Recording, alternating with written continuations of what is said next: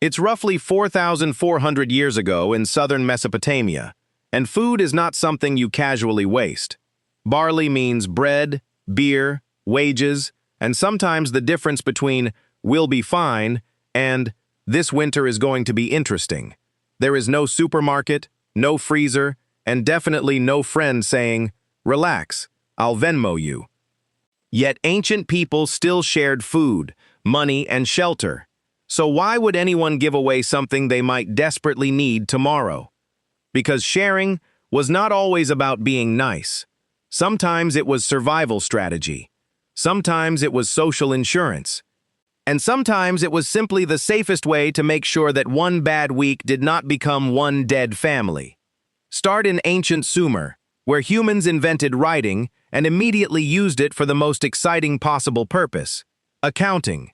A clay tablet from Girsu, dated to around 2350 BCE, records barley rations distributed to workers and their children.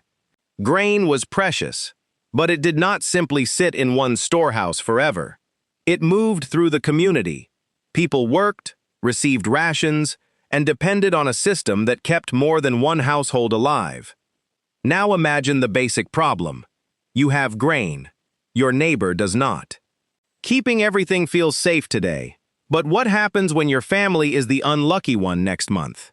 Ancient communities were slowly learning something important.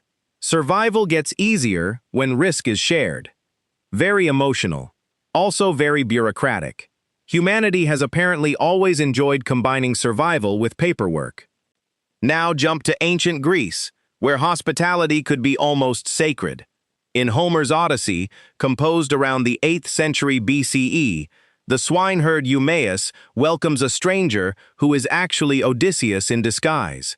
Eumaeus is not a wealthy king with endless food. He is a working man, but he still feeds the stranger before demanding his life story.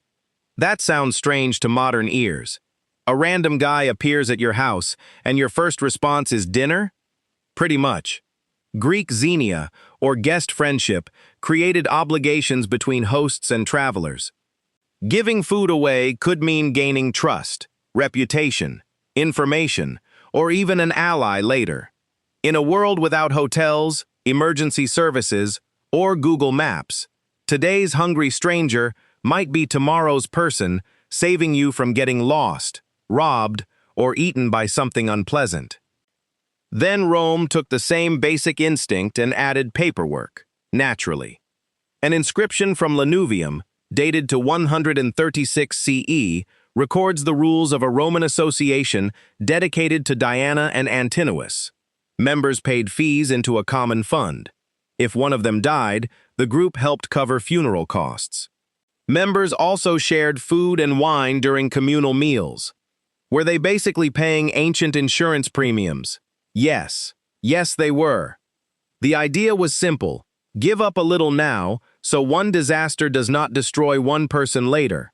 It was not pure generosity. It was mutual protection. Fun fact: Germany did not establish its famous national old-age social insurance system until 1889 under Otto von Bismarck. The Roman system was smaller and very different, but the instinct behind it was already ancient. Many people contribute a little, so one person does not carry the whole crisis alone. And that is the real story. Ancient humans did not survive because everyone was endlessly generous. They survived because cooperation could be useful, strategic, and deeply human.